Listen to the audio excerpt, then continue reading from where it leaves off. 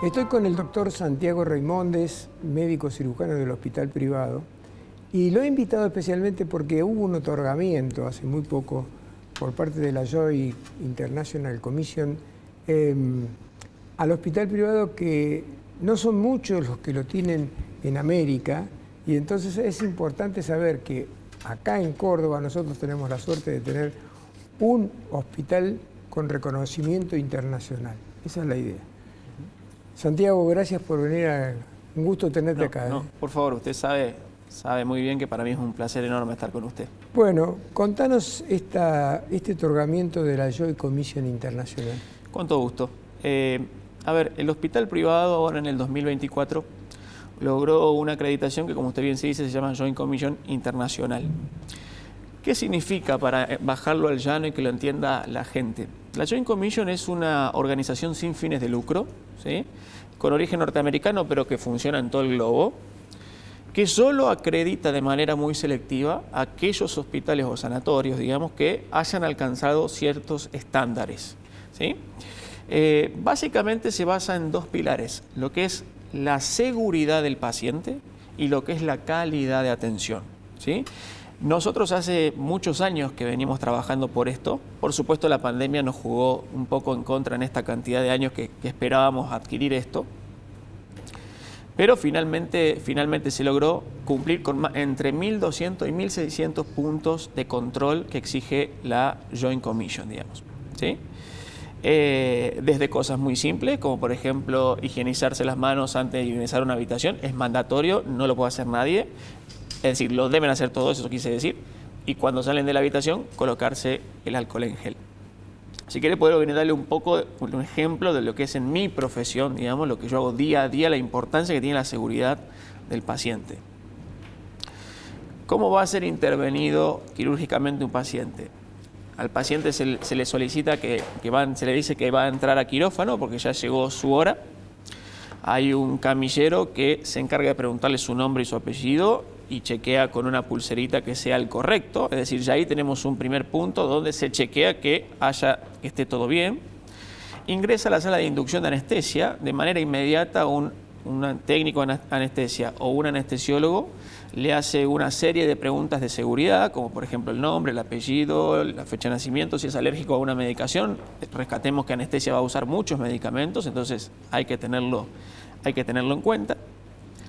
Y luego, cuando las instrumentadoras avisan que están listas, cuando anestesia avisa que está listo y cuando nosotros avisamos que estamos todos listos, ahí ingresa el paciente al quirófano, ¿sí?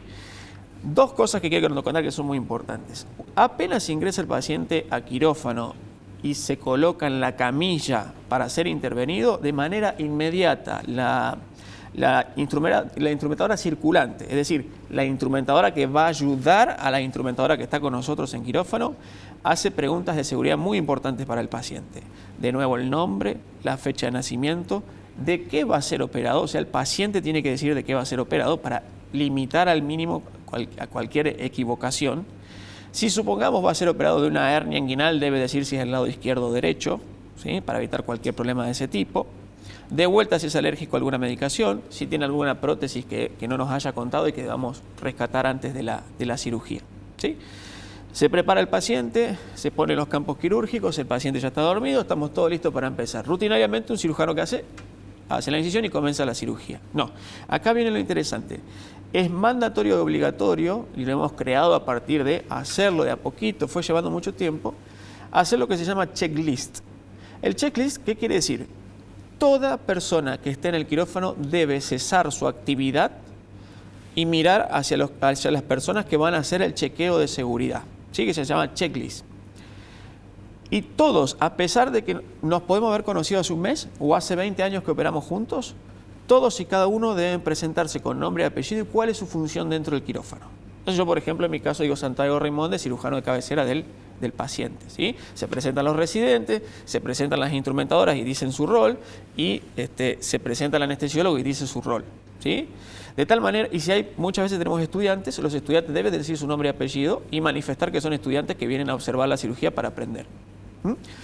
Y luego se hace de vuelta una serie de preguntas rutina. El apellido y el nombre del paciente lo tenemos que saber todos, de qué va a ser intervenido, si va a ser intervenido por la laparoscopía, si es alérgico a alguna medicación. Se le pregunta específicamente a cada servicio si hay algún inconveniente con anestesia. Nosotros avisamos si hay algún inconveniente quirúrgico. Instrumentación avisa si tiene todo listo para cualquier eventualidad, ¿sí?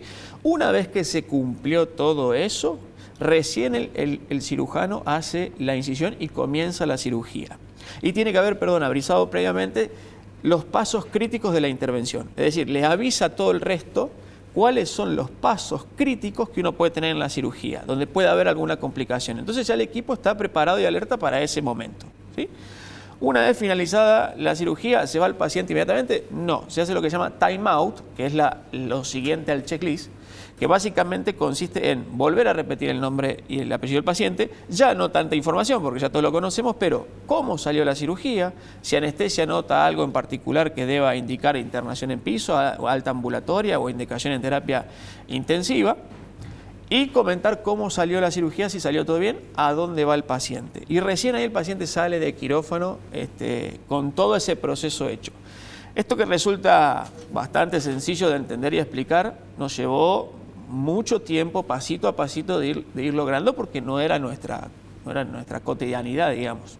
Así que, bueno. ¿Cómo anda el tema de la importancia del trabajo interdisciplinario? Bueno, eso en nuestro rubro es fundamental y yo creo que es el pilar. Creo que es lo que en los últimos años ha hecho o ha logrado que nosotros hagamos un salto de seguridad y calidad muy importante. Nosotros formamos parte de un equipo de cirugía oncológica que tiene un comité los días miércoles durante 2 o 3 horas, donde se discute entre distintos profesionales, por ejemplo, oncólogos, cirujanos generales, gastroenterólogos, radiólogos. Presentamos cada uno de los pacientes que tienen alguna lesión oncológica que debamos actuar en consecuencia, y entre todos, basados en la última evidencia que hay hasta el momento, pero también de manera personalizada de ese paciente, se decide cuál es la mejor opción. Por tanto, cuando el paciente vuelva a la consulta con quien sea de que haya sido el médico de cabecera, le informa no lo que él piensa que hay que hacer, sino lo que toda la institución, a partir de sus representantes, le ofrece al paciente. Entonces eso ha hecho un salto de calidad enorme. A la antigua venía un paciente, el cirujano decidía operarlo, lo operaba, digamos. Quizás a lo mejor no era totalmente lo correcto, quizás algún colega podría opinar distinto. Hoy eso se ha eliminado, digamos, se trabaja totalmente en equipo. Otra pregunta que te quería hacer era cómo es el tema de sectorización del servicio en expertos, ¿cómo lo hacen eso? Bueno, ese es el paso siguiente. En general, en un gran porcentaje los pacientes que le manifiesto terminan siendo a quirófano, ¿sí? Y lo que nosotros hemos logrado, gracias a un gran trabajo en equipo, es todos somos cirujanos generales, pero nos hemos sectorizado de a poquito, muchas veces en formación aquí en Argentina, muchas veces en formación en el exterior, en distintos sectores. Por ejemplo, cirugía esofagogástrica y cirugía bariátrica, por ejemplo, cirugía de colon y recto, por ejemplo, cirugía de hígado y páncreas, cirugía de trasplante, por nombrar algunas, digamos, cirugía de pared abdominal. Entonces, al paciente se le ofrece la cirugía con el más experto en ese rubro. Es decir, para dar un ejemplo, si alguien tiene un cáncer gástrico, va a ser operado por el especialista experto que todos sus días opera cáncer gástricos. Claro. Y no por otro profesional que a lo mejor opera todos sus días, como es mi caso respecto al equipo, cirugías de hígado y de páncreas, por ejemplo. Entonces, de esa manera, ¿qué se logra? Maximizar los resultados del paciente, lograr mejores resultados, pero lo más importante, minimizar los riesgos. Eso es lo verdaderamente importante, el minimizar el riesgo, porque lo hace una persona que habitualmente todos los días de su vida hace eso, digamos. Entonces, bueno, estamos muy contentos de haberlo logrado, nos llevó muchos años también, pero ya estamos bien sectorizados, sí. Cumplimos justo con el tiempo que nos habíamos propuesto. Bien. Te agradezco mucho que hayas venido. Muy bien. Un gusto, nos volveremos a encontrar seguramente. Ojalá así sea. Así que hasta el próximo encuentro. Gracias, Rubén, que ande muy bien.